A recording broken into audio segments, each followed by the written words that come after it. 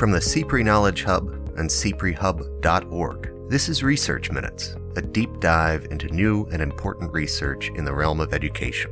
I'm Peter Horn. Today we look at advanced placement, a system that allows millions of high school students to earn college credit each year.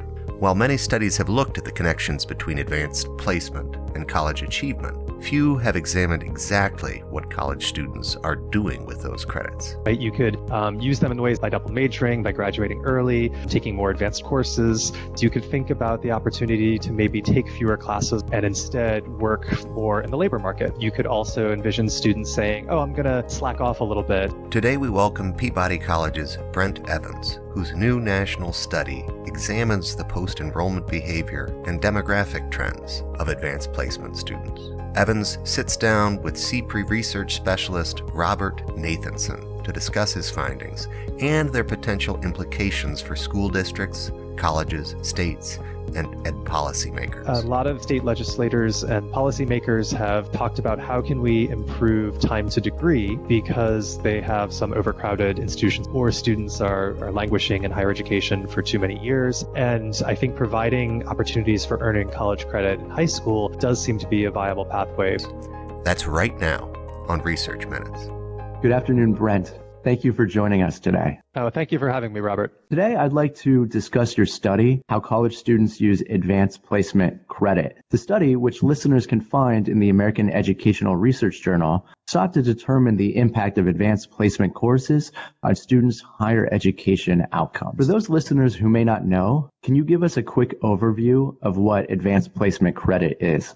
Certainly. Advanced placement courses are classes that are offered in high schools all over the country, and those classes are taught by traditional high school teachers. The curriculum is somewhat prescribed by the College Board, who is the general sponsor of these advanced placement courses. Courses cover a variety of different subjects, and students enroll in them typically as juniors or seniors in high school and take a normal class throughout their high school year.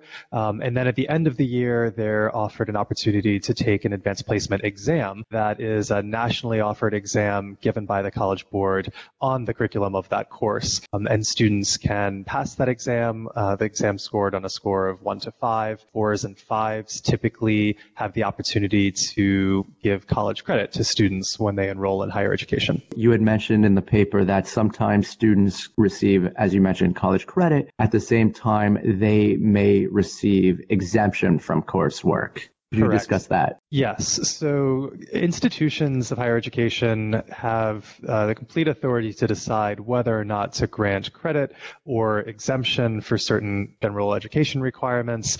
And some institutions don't give either. So it's entirely up to the institution. Many do grant college credit for AP exam scores for courses that students took in high school. And typical situation might be a student scores a 4 or 5 on the AP English composition exam, and then they get credit for a 3-credit course on English composition for the kind of their general education requirements that they might have to otherwise take in their freshman year of college. Other institutions will offer exemption, not course credit, so that it doesn't count towards credit to graduate, but it does enable students to bypass introductory courses to take more advanced coursework earlier on in their college careers. There are a lot of varieties of those credit options. Some are actually mandated by the state. So for instance, Florida requires the public institutions to accept 3s, 4s, and 5 exam scores for credit at the institution, but other institutions have autonomy to set those policies on their own. So there's an enormous amount of variability in the AP policy set by higher education institutions. What was your motivation behind this research study? I was a student in high school that accumulated a lot of credits. And had the opportunity to take those credits into higher education and thought long and hard about how I would use those credits. Did I want to graduate early? Did I want to take more advanced coursework in a certain subject area? And the way that I actually used it was to double major in very disparate subjects. I had so many general education requirements taken care of that I could double major in physics and American government and still graduate on time. So my personal experience led me to realize there were a lot of ways that students could use these credits. Right? You could use them in ways by double majoring, by graduating early, taking more advanced courses. in a certain subject area, but you could use them in other ways. You could think about the opportunity to maybe take fewer classes while you're enrolled and instead work more in the labor market as a part-time employee while you're enrolled in college. You could also envision students saying, oh, I'm going to slack off a little bit and take fewer credits throughout my whole college career and still graduate on time. So I hadn't seen any studies that had considered the variety of ways that students could use them, and that's really what motivated this study. Yeah, it's really interesting work. So what did you find? The big takeaways here are that students use their AP credits in a variety of what I think of as very useful ways. So I definitely find evidence that students are using them to graduate early. Maybe I should take a step back and just say, as you mentioned earlier, that 7.6% of students nationally earn AP credits. And when they do, they earn an average of about 10 credits. And so you could think of that as roughly about 3 college courses. So for students that come into college with AP credit that earn 10 credits, that is associated with a reduction in time to degree of about a fifth of a term. So you could think about that as sort of 1 out of every 5 students that enters college with 10 AP credits is graduating a term earlier. So that's a pretty substantial finding, and I think supports some of the prior literature that documents the association between early graduation and earning these college credits in high school. Absolutely. But I wanted to go beyond that, what we'd found in the prior literature. And so I also found that students are much more likely to double major. This is probably the largest magnitude of effect across all of the outcomes that I look at. Students that have 10 AP credits are associated with an increase of double majoring by about 50%. So there's a very large relationship between AP credit receipt and double majoring. I also am able to investigate the kind of students going deeper in the curriculum among math and science courses and find that AP credit is associated with an increase in taking more advanced math and science courses. So part of that is probably selecting into STEM majors, and some of that, which typically require more credits than non-STEM majors. So AP credits enable them to take more math and science courses. And I think it's also indicative of students going deeper in their field. I also had mentioned earlier the relationship between AP credits and potentially working for pay in the labor market. And I don't find too much of an effect there. So there's no relationship between more AP credits and students having a job while they're enrolled. There's a really small relationship between AP credits and hours worked per week. That 10 AP credits is associated with a reduction in hours worked per week of about an hour, maybe 1.2 hours. So not a really sizable change there. It doesn't look like students are using AP credits to sort of take time off from school in order to work more in the labor market. Right. What would you say are the major takeaways from your study? So I think I would say that the students who earn AP credit are putting those credits to good use. I think that's one of the big takeaways here. They're graduating early, or they're double majoring, or they're taking more advanced coursework. They are not kind of wasting those credits in order to increase their leisure time and taking less coursework in higher education. And when you think about them as a resource that students can spend in higher education, they're spending them in useful ways that are likely enhancing their academic experience. One other really interesting thing you did in this study was to examine the relationship between completing advanced placement courses and students' demographic, academic, and financial backgrounds. Could you discuss some of those points?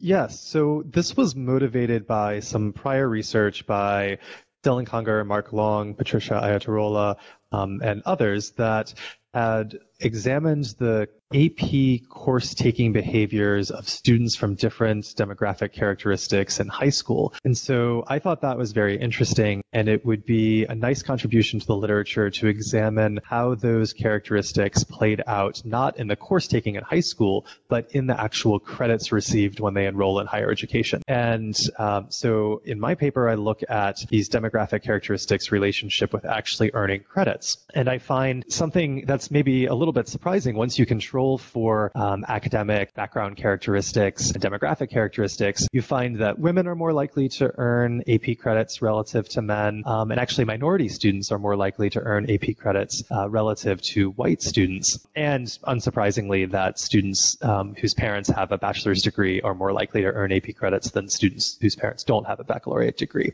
However, when you control for the institution of enrollment. All of those differences essentially go away, so that within institutions, we see that there's really no variation by race, by gender, by parental education status in the receipt of AP credits. And I think a lot of that is being driven by the fact that students sort into institutions of higher education in very similar ways. Students that are top academic students tend to go to the public flagship or to an elite private institution. And so you end up having populations at the same institution be relatively homogeneous in terms of their academic preparation, and therefore we don't see much of a difference in AP credits receipt across those individual characteristics once you control for the institution. Great. Yeah, that's really interesting. So for me, your work suggests that students with advanced placement credit have greater flexibility in navigating the college process, whether it's more control over timing of degree completion or exploring another major, with positive impacts on the likelihood of completing a degree. Yet, as we've discussed, only 7.6% of first-year college students enter college with advanced placement credit. And you discuss a little bit in the paper what future steps high schools could take to increase greater access and take-up of these courses. Could you elaborate on that?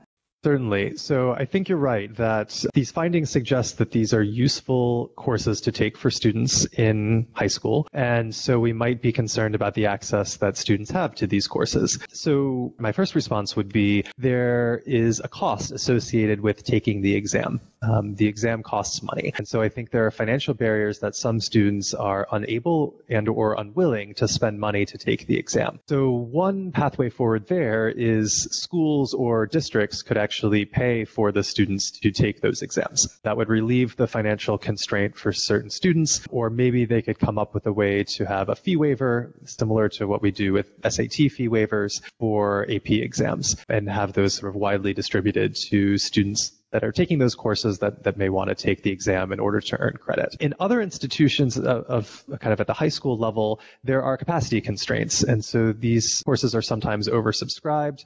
Providing relief for those capacity constraints by adding another section of the AP class or hiring another teacher to teach the AP class would probably be beneficial. But I would also like to point out that the AP credits are not the only way to earn college credit in high school. There are other mechanisms by which students can do this. And although my study is focused on AP credits because those are very prevalent and very prevalent in the data, other avenues for earning college credit exist, such as earning international baccalaureate credits. There are also dual enrollment classes in which a student is simultaneously enrolled in an institution of higher education as well as in high school. And those classes can provide college credit at the college at which the student is enrolled while in high school that can then transfer to other colleges. And so I suspect that my findings apply to students earning credits in those other pathways as well. Certainly AP exams and AP courses are a viable pathway to offer college credit to students. But I would encourage, in general, making those pathways, whether they're AP or IB or dual enrollment, widely available to students as much as possible. And then I would also add that I think academic preparation continues to be key. In order for students to take these college-level courses in their junior and senior years of high school, they need academic preparation earlier. One example would be in order to take calculus, AP calculus, or AP statistics in their senior year of high school, they really need to have taken Algebra 1 in 8th grade. So that early preparation is then going to set students up for success in these courses in subsequent years. That makes a lot of sense. Having those prerequisite courses prior to the advanced placement exams implies that students need to be on specific pathways for higher education institutions earlier in their academic career, starting earlier than even high school. One extra point I think is worth mentioning is whether or not these courses are actually offered within high schools. Could you discuss the availability of these courses, of these advanced placement courses at the high school level? Yes, and it is an important point. These courses are fairly ubiquitous, but they certainly don't reach into every high school in the nation. The College Board, I think, has numbers that suggest AP classes are offered in probably more than 20,000 high schools across the country. But if you start adding up all of the public and private high schools across the country that enroll secondary school students, there are many, many more than that. So there are many schools that do not offer these courses. Sometimes that is an intentional decision, and the school has decided that it does not want to offer AP courses. There are some arguments that AP courses they find too prescriptive in terms of what the curriculum is, and that they'd rather have a more flexible curriculum that doesn't focus entirely on preparing students in the curriculum that the College Board has developed. Others have not offered these courses because of, I think, what you're thinking of and suggesting, that they don't have the resources to hire teachers that can train for the curriculum and offer these courses. I think my findings would suggest that there is a benefit to the students by offering some pathway and avenue for them to earn college credit. So if they've made an intentional decision not to offer AP courses, I think they should consider, does that also mean they want to restrict students' access to dual enrollment courses or IB courses? Is it something about the AP course per se, or is it something in general about not wanting to offer students a pathway to receive college credit? And I think institutions, secondary level and local education agencies need to have serious discussions about that. In terms of the schools that can't offer them because they're sort of constrained by resources, that's a different challenge and probably requires some outreach from the College Board. And sometimes I think there's a concern about the demand for those courses. For schools that don't have high college enrollment rates, I think there's a concern that, we could offer this course, but there wouldn't be very many students that would be interested in taking it or that are academically prepared to take it. And that might be a little bit of a chicken and egg problem. If they offered the course, perhaps that would change student perceptions. So I think that's a debate that is that's being had in a lot of districts and high schools across the nation. Right. What might you suggest higher education institutions, state legislators, and other policymakers do to help foster student achievement? So I think my findings have a couple important implications for institutions of higher education and for policymakers. One, I used to work professionally as an admissions officer, and we would have discussions in our office about what the appropriate AP granting policies of the institution should be. So I think my study suggests that students are using these credits in very useful ways that are probably a benefit to both the student and to the institution, by having students that are double majoring, that are taking more advanced coursework, that suggests that AP granting policies should be, I think, generous, that the idea of giving the students this resource in order to provide credit and exemption from these introductory courses is probably very useful to these students. Anecdotally, although I don't study this because I'm conditioning on students that have enrolled in college, I also think some students consider where to attend based on how many credits they will receive. So an institution can somehow have a competitive edge or can lose comparative advantage by not offering credit for those AP credits, or similarly by not allowing transfer credits from a community college, for instance. So I do think that these results have implications for policymakers at an institutional level in deciding what their AP credit granting policies should be. And then similarly at the state level, especially for states that mandate the AP credit granting policies, these results suggest that students similarly are taking advantage of these AP credits in useful ways. And so I would encourage discussing and assessing those AP credit granting policies in a way that enables students to earn those credits. I also think a lot of state legislators and policymakers have talked about how can we improve time to degree, because they have some overcrowded institutions of higher education, or students are languishing in higher education for too many years. And I think providing opportunities for earning college credit in high school does seem to be a viable pathway for students to accelerate time to degree. So if that's a concern at the state level, then providing more avenues for students to earn those college credits in high school could potentially alleviate some of those issues in higher ed. Brent, your work speaks to the wide array of positive impacts associated with enrolling in college-level courses while in high school. I look forward to learning more as you pursue this important area of research. Professor Evans, thank you very much for speaking with us today. It's been a pleasure. Thank you so much.